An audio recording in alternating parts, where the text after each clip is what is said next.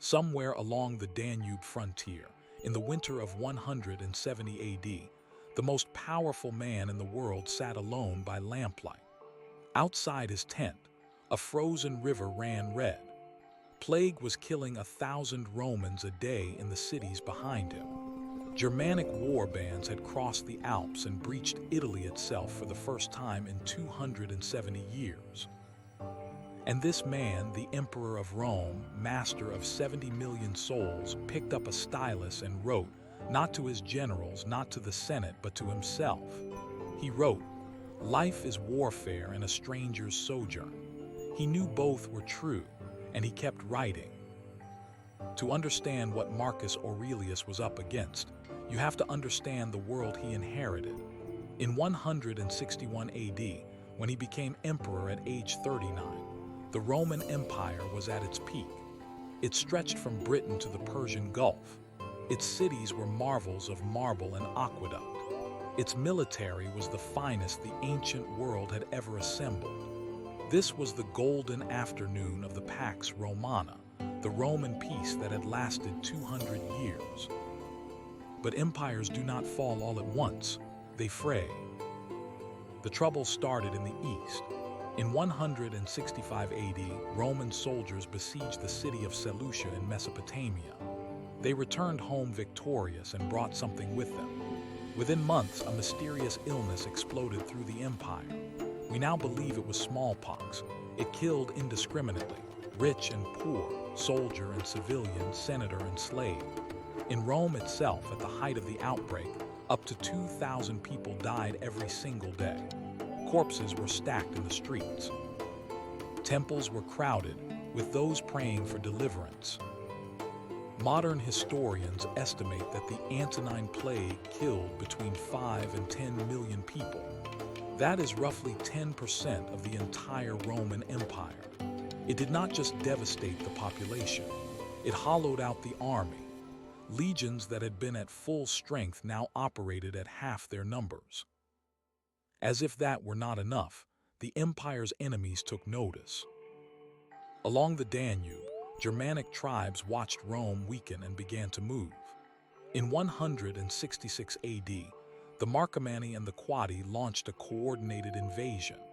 By 170 AD, they had annihilated a 20,000-man Roman army at the Battle of Carnuntum and pushed into Italy itself, besieging the city of Aquileia. No barbarian army had set foot on Italian soil since 101 BC.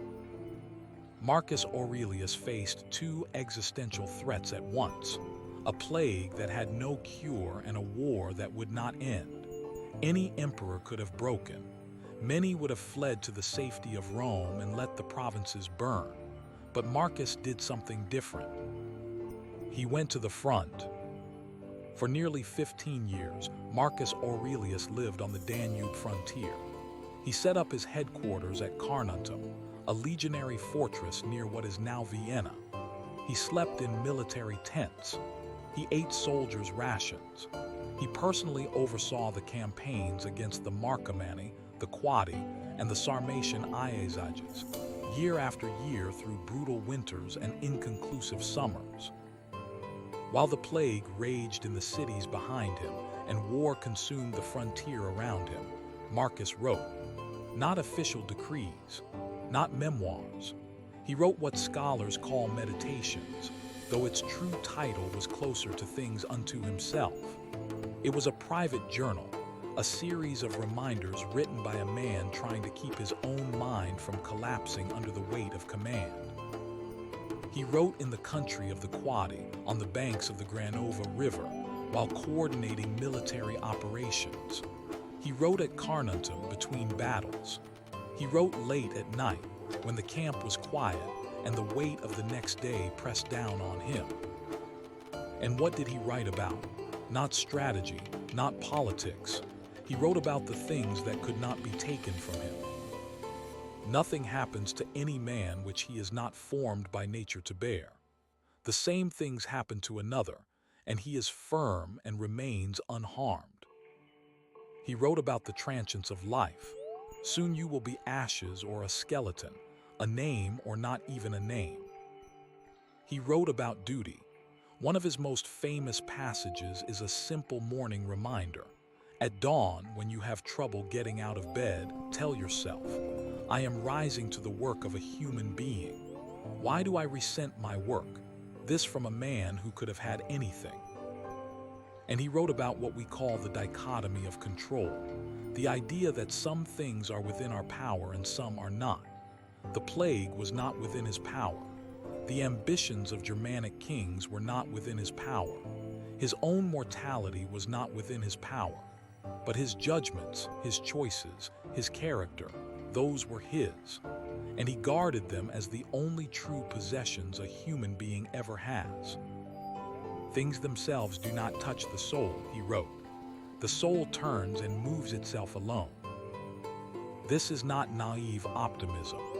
This is a man watching his world burn, choosing what to save. He could not stop the plague. He could not instantly defeat the barbarians, but he could refuse to let those external events corrupt the one thing he truly owned, his own mind. The Stoic principle at the heart of meditations is deceptively simple. You do not control what happens to you. You control only how you respond. The peace you seek is not in changing the world. It is in changing your relationship to the world. This is not passivity. Marcus Aurelius was not a quietist. He fought wars. He reformed laws. He sold the imperial treasures to fund the military, refusing to raise taxes. He did everything within his power to secure the empire, but he did not torture himself over what lay beyond it. There is a profound lesson here for anyone living through difficult times. You may not be a Roman emperor facing plague and invasion, but you have faced, or will face, your own frontier moments. A health crisis, a financial collapse, the slow unraveling of something you built over years, the feeling that forces beyond your control are closing in. In those moments, the Stoic response is not to pretend everything is fine. It is not to scream at the storm. It is to step back and ask, what here is actually within my power? And then focus on that with absolute intensity. Marcus's meditations were his tool for doing exactly this. He did not write them to become famous. He wrote them to survive himself. Each entry was a drill, a repetition of core principles designed to keep his mind steady when everything around him was shaking apart. We have the same need today. The external noise is louder, the anxieties more diffuse, but the principle is the same. You cannot control the algorithm, the economy, the choices of others.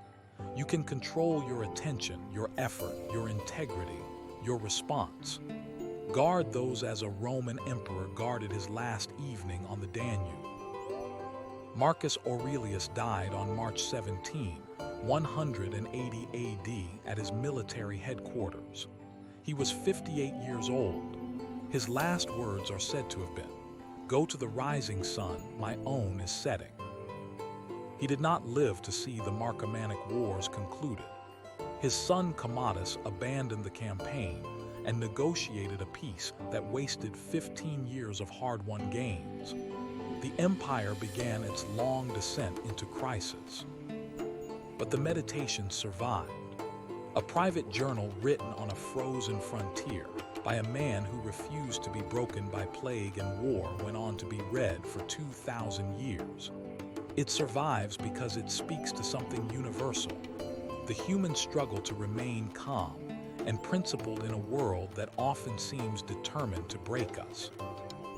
Control what you can, endure the rest with dignity, and in the darkest hours when the plague is at the gate and the war drums sound across the river, remember what one tired emperor wrote by lamplight. The impediment to action advances action. What stands in the way becomes the way. One story from history, one lesson from Stoicism. New videos every Monday, Wednesday, and Friday. Subscribe to keep the Stoic tradition alive.